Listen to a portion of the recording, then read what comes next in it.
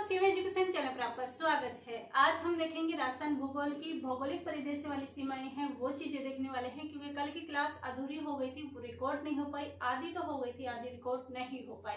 तो आज ये दोबारा से क्लास आपकी रिकॉर्ड होने को जा रही है। तो राजस्थान के भूगोल के अंदर राजस्थान की स्थिति और विस्तार के अंदर हम देखने वाले हैं। तो सबसे पहले हम राजस्थान की भौगोलिक स्थिति के अंदर ये पूछा जाता है कि उत्तरी भाग कौन सा है, दक्षिणी भाग कौन सा है, सर्वाधिक पूर्वी दिशा की तरफ कौन सा है और पश्चिम की दिशा की तरफ कौन सा है। तो इन सब दिशा को हम लाइन में लिखने के बजाय क्या करते हैं, मैप में समझते हैं, क्योंकि मैप में समझना अच्छा होता है और मैप में समझा हुआ हमें याद भी होता है। मैप हमें कोई डिग्री नहीं हासिल करनी, मैप सिर्फ हमें इतना बनाना है कि बस हमें ये समझ में आ जाना चाहिए कि उत्तर का पॉइंट कौन है, दक्षिण और पूर्व पश्चिम का पॉइंट कौन सा है। तो ये वाली चीजें हम देखते हैं और सबसे पहले हम बनाते हैं राजस्थान का मैप। एक छोटा सा हम राजस्थान का मैप बना लेते हैं और इससे राजस्थान के मैप के अंदर सारी चीजें कवर करेंगे। अब देखते हैं कि राजस्थान के अंदर ये हमने राजस्थान का मैप बना लिया। इसके अंदर यदि हम उत्तरी भाग का पॉइंट देखें तो उत्तरी भाग का जो पॉइंट है वो कौन सा है, वो हमारा है कोणागांव गंगानगर। कौन सा है, कोणागांव गंगानगर है, जो क्या है सबसे उत्तर में स्थित है। बात करें दक्षिण में तो दक्षिण में कौन सा है, दक्षिण में है हमारा कौन सा है, बोरकुंडा। बोरकुंडा और ये कहाँ पर है, बांसवाड़ा में। कहाँ पर स्थित है, बांसवाड़ा के अंदर। और गांव कौन सा है, बोरकुंडा। दक्षिण में कौन सा है, बोरकुंडा। उत्तर में कौन सा है, कोणागांव। कोणा बोर, कोणा बोर, कोणा बोर, कोणागांव गंगानगर, बोरकुंड कहाँ पर है, बांसवाड़ा में। इसके बाद बात करते हैं कि हमारे जो ये पूर्वी दिशा है, ये पूर्वी दिशा की तरफ ये जो गांव है यहाँ पर कौन सा है, तो यहाँ पर है राजखेड़ा। राजखेड़ा और ये राजखेड़ा कहाँ पर है, धौलपुर में। कहाँ पर स्थित है, धौलपुर के अंदर। और पश्चिम की बात करें तो यहाँ पर हमारा आ जाता है सम जैसलमेर। क्या आ जाता है, सम जैसलमेर आ जाता है, जो कि हमारा उस दिशा के स्थित है, पूर्वी दिशा के।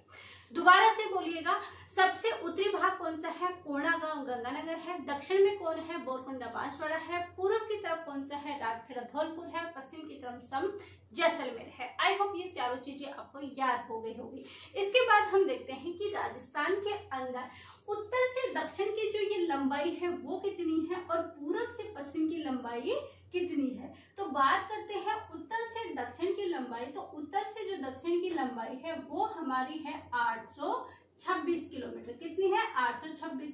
और इधर जो पूर्व से पश्चिम की लंबाई है वो कितनी है, वो 869 किलोमीटर। कितनी है, 869 किलोमीटर। लेकिन आजकल तो न्यू ही क्वेश्चन आ गया है। क्या आ गया है, आजकल पूछा जाता है कि वायव्य कोण से नेतृत्व कोण की लंबाई कितनी है, वायव्य कोण से आग्नेय कोण की लंबाई कितनी है और ईशान कोण से नेतृत्व कोण की लंबाई कितनी है। यहाँ से क्वेश्चन आते हैं और ये क्वेश्चन भी हम छोड़ेंगे नहीं। साथ ही इनको और भी लैंग्वेज चेंज करके ये देख सकता है कि इनके विकर्ण की लंबाई कितनी है, विकर्ण कौन कौन से हैं। तो ये चीजें भी एग्जाम में आती है। तो हम ये क्यों छोड़े, क्योंकि आप ये सोच रहे हो कि पशु परीक्षा के अंदर ओनली 10th लेवल के ही स्टूडेंट बैठेंगे। इतने ये कंपटीशन बहुत हार्ड रहने वाला है क्योंकि इसमें 18 लाख फॉर्म भरे गए हैं। आप किस नींद में सो रहे हैं, और ये कोई 10th लेवल वाले नहीं भरे हैं, बल्कि ग्रेजुएट, बीएड, एमए जो भी कर रखी है वो हर इंसान ने, क्योंकि 18 लाख फॉर्म कोई 10th लेवल पास करने वाला नहीं भरेगा। इसलिए आप यदि अभी भी सो रहे हो तो जग जाओ, क्योंकि कंपटीशन हाई लेवल का होने वाला है। अब बात करते हैं, ये हमने बात कर ली, अब इनकी विकर्ण की बात करते हो, लेकिन हमें तो यही नहीं पता कि ईशान कोण कौन सा है और आग्नेय कोण कौन सा है। तो ये हमारा उत्तर, ये हमारा दक्षिण, ये पूर्वी और ये पश्चिम की तरफ है। और यहाँ पर बात करें तो ये उत्तर और पश्चिम और दक्षिण और पूर्व, तो ये जो विकर्ण आते हैं, इन विकर्ण की बात करें तो यहाँ पर ये कौन सा हो जाएगा, ये वायव्य कोण होगा और ये हमारा कौन सा हो जाएगा, आग्नेय कोण। कौन सा कोण, आग्नेय कोण। ये हमारा हो जाएगा कौन सा कोण, ये हमारा कौन सा हो जाएगा, ईशान कोण। और ये हमारा कौन सा हो जाएगा, नेतृत्व कोण। तो यहाँ पर नेतृत्व कोण हो जाएगा और ईशान कोण हो जाएगा। कौन सा हो जाएगा, नेतृत्व कोण। और ये हमारा हो जाएगा ईशान कोण। कौन सा कोण, ईशान कोण। अब बात करते हैं कि वायव्य कोण से आग्नेय कोण की लंबाई कितनी है। तो ये लंबाई हमारी है 850 और नेतृत्व कोण से ईशान कोण की लंबाई कितनी है, 784 किलोमीटर। कितनी, वायव्य कोण से आग्नेय कोण की लंबाई कितनी है, 850 कितनी है 850 है। और नेतृत्व कोण से ईशान कोण की लंबाई कितनी है 784 कितनी है 784। तो ये हमने राजस्थान के उत्तर से दक्षिण पूर्व की पश्चिम लंबाई फटाफट से कर ली है। अब एक बार आप मेरे साथ बिल्कुल दोबारा से बोलिएगा। देखिए राजस्थान के उत्तरी भाग पर जो अंतिम पॉइंट है, अंतिम भाग है, अंतिम जिला, अंतिम गांव जो है वो कौन सा है कोणा गांव गंगानगर के अंदर। दक्षिण में स्थित है वो कौन सा है बोरकुंडा बांसवाड़ा। पूर्व की तरफ स्थित है राजखेड़ा धौलपुर और इसकी तरफ पश्चिम की तरफ कौन सा है सम जैसलमेर। इसके बाद हम चलते हैं ईशान कोण, वायव्य कोण, आग्नेय कोण पे। इसके पहले हम देखते हैं कि उत्तर से दक्षिण लंबाई हमारी 826 है और पूर्व से पश्चिम लंबाई हमारी 869 है। यहाँ पर हमने घूम लिया। उसके बाद हम गए कहाँ पर वायव्य कोण और ईशान कोण देखने के लिए। वायव्य कोण और ईशान कोण देखने के लिए गए तो हमने देखा कि वहां पर उत्तर और पश्चिम दिशा है, दक्षिण और पूर्व की दिशा है, उनको उन्होंने वायव्य कोण और इधर वाली दिशा को किस कोण में नाप रखा आग्नेय कोण में। फिर हमने देखा कि वहां पर जाकर हमने देखा कि जो हमारी इधर उत्तर और पश्चिम की दिशा है वो कौन सी कोण थी ईशान कोण और दक्षिण और पश्चिम की दिशा थी वो कौन सी हो गई हमारी नेतृत्व कोण। अब इनकी लंबाई अगर हम देख रहे हैं, हमने देख लिया कि कितनी है, लेकिन हमें तो इनकी लंबाई भी तो पता होनी चाहिए क्योंकि वहां पर हम घूमने के लिए गए हैं तो लंबाई तो पता होनी ही चाहिए। तो लंबाई कितनी है तो हमने देखा कि वायव्य कोण से और इधर आग्नेय कोण तक 850 है क्योंकि आग्नेय है, अग्नि जैसा है, ये अधूरी नहीं छोड़ेंगे, ये 850 ही रखेंगे। बल्कि इधर जो ये हमारा ईशान कोण है और नेतृत्व कोण है, इधर हमारी लंबाई रहती है 784 किलोमीटर। तो ये हमने एक स्टोरी के माध्यम से आपको एक कहानी टाइप में बता दिया। आई होप आपको याद हो गया होगा। इसके बाद हम देखते हैं कि क्वेश्चन पूछा जाता है कि सर्वप्रथम या सबसे पहले, सर्वप्रथम या सबसे पहले सूर्योदय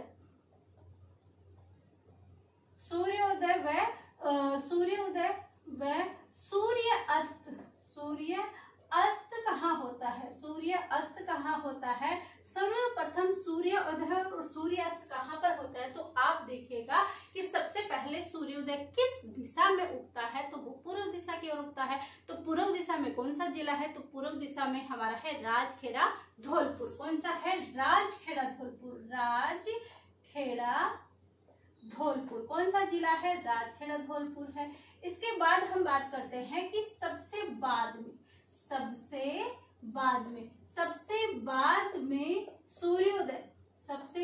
में सूर्योदय व सूर्य अस्त कहाँ पर होगा, सूर्य अस्त कहाँ पर होगा तो सबसे बाद में कहाँ पर सूर्य अस्त किस दिशा में होता है तो सूर्य अस्त हमारा पश्चिम दिशा में होता है और पश्चिम दिशा में अंतिम पॉइंट कौन सा है सम जैसलमेर। कौन सा है सम जैसलमेर। तो अंतिम पॉइंट के अंदर कौन सा आ जाएगा हमारा सम जैसलमेर। कौन सा आ जाएगा सम जैसलमेर आ जाएगा।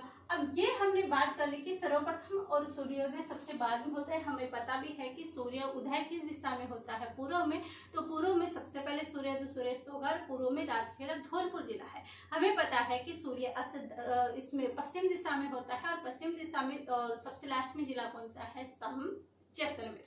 यहाँ पर ये चीजें कवर हो जाती है। अब आगे देखते हैं कि हमारे जो राजस्थान है यहाँ से करक रेखा निकलती है और वो करक रेखा कितने जिलों से निकलती है करक रेखा। तो करक रेखा हमारे कितने जिलों से निकलती है 2 जिलों से। और वो 2 जिले कौन से हैं, एक तो हमारा आ जाएगा डूंगरपुर और एक हो जाएगा बांसवाड़ा। क्या हो जाएगा डूंगरपुर और बांसवाड़ा। अब करक रेखा 2 जिलों से गुजरती है लेकिन डूंगरपुर का एक चीकली गांव है, चीकली गांव। इस चीकली गांव से निकलती है और बांसवाड़ा के मध्य से गुजरती है, किधर से गुजरती है मध्य से गुजरती है। तो करक रेखा के बारे में, और करक रेखा की लंबाई कितनी है राजस्थान में करक रेखा की लंबाई कितनी है तो 26 किलोमीटर है। तो देखिए करक रेखा के बारे में हमने देखा, करक रेखा हमारे राजस्थान के 2 ही जिलों से निकलती है। कौन से है डूंगरपुर बांसवाड़ा। डूंगरपुर बांसवाड़ा में जो बांसवाड़ा है उसके मध्य से गुजरती है और डूंगरपुर है उसके चीख से गांव से निकलती है। कितनी किलोमीटर 26 किलोमीटर। कितनी 26।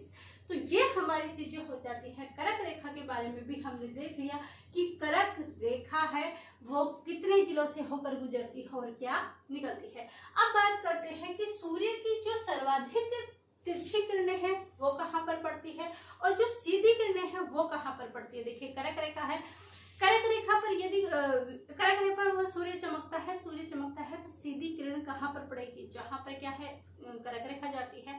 तो कर्क रेखा कौन से जिलों से जाती है, बांसवाड़ा और डूंगरपुर से। लेकिन डूंगरपुर कैसे, तो एक चीखली गांव से निकलती है। और यदि क्वेश्चन आ जाए कि सर्वाधिक सीधी सूर्य की सीधी किरणें कहाँ पर गिरती है, तो वो सीधी किरणें कहाँ पर गिरेगी, बांसवाड़ा में। डूंगरपुर में क्यों नहीं, क्योंकि डूंगरपुर में तो ओनली चीखली गांव से ही निकलती है, बल्कि बांसवाड़ा में से तो बिल्कुल मध्य से जाती है। तो वो कौन सा हो जाएगा, हमारा बांसवाड़ा। तो सूर्य की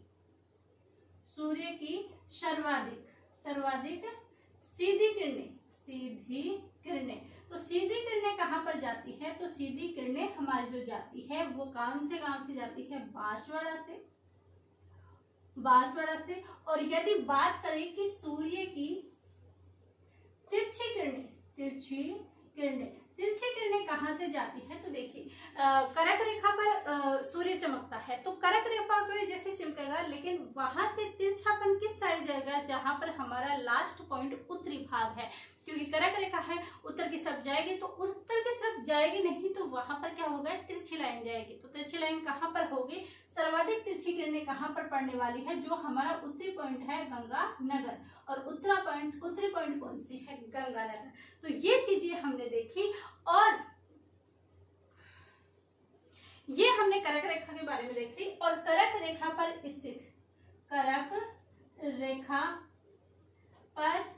स्थित क्षेत्रफल की दृष्टि से सबसे बड़ा